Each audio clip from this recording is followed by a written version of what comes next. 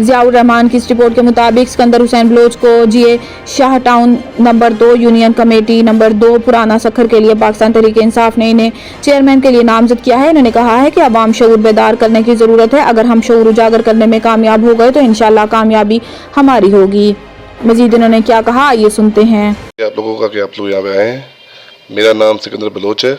मैं चेयरमैन बराए UC number 2 जीए Shah town से इंतखाब में हिस्सा ले रहा हूँ। पाकिस्तान तहरीक इंसाफ का कैंडिडेट हूँ जी। सबसे पहले जो हमारा मिशन है, जो खान साहब ने हमें कहा है, वो आवाम को अवेयरनेस देने का है, शऊर जगाने का है। मसला तरक्याती काम का नहीं है, ये तो मसला बहुत पुराना है। मसला है आवाम में शऊर दिलाने का। हमारी आवाम जो है वो गुलामी की जंजीर में ऐसी जकड़ गई है, जो इन मीरों और पीरों के दरवाजे की घर की लौंडी बन चुकी है। जब तक शऊर अवाम में नहीं आएगा, जब तक उनको अपने हकूक़ का पता नहीं चलेगा, तब तक ये तरक्याती काम बेवाजह बेकिस्म के किसी काम की नहीं है। ज़रूरी चीज़ ये है कि इनको शऊर आए। तरक्याती काम की जो बात है, सिंध को तो तबाह कर दिया, आपको पता है। दरिया के किनारे हमारा शहर है, ना पीने का साफ़ पानी आता है, लोग दर बदर धक्के खा रहे हैं, नालियाँ टूटी हुई हैं, क़िलादतें फैली हुई हैं। अब इनको याद आए, रोड बनाने शुरू कर दिए लोगों ने इलेक्शन के टाइम पे।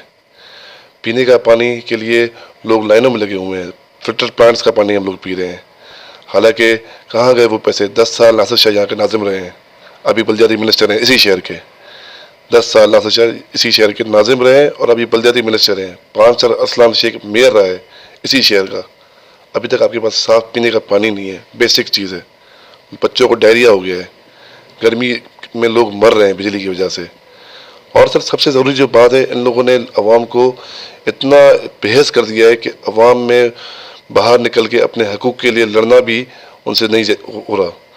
जब तक हम अवाम में ये शऊर नहीं लाएंगे, तब तक कोई फ़ायदा नहीं है। और सर ये बल्दियाती इलेक्शन है, अवाम को समझाना पड़ेगा कि आप एक भंगी के ऊपर सुपरवाइज़र की नौकरी के लिए लोगों को इंतखाब में ला रहे हैं।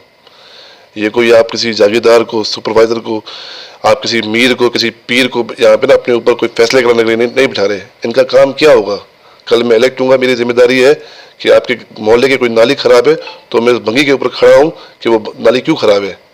ये लोग जो 2-2 करोड़ की गाड़ियों में घूम रहे हैं, क्या ये धूप में उस नाली के ऊपर खड़े रहेंगे? इनकी तालीम क्या है? आपने चेक किया है? जब आप एक नौकर हायर करते हैं जिसकी 30-40 हज़ार सैलरी होती है, तो उसका इंटरव्यू लेते हैं, उसकी CV चेक करते हैं। आपने इनके कुछ चेक किया है? और आजमाए हुए लोग हैं सर, कब तक इनको आजमाएंगे?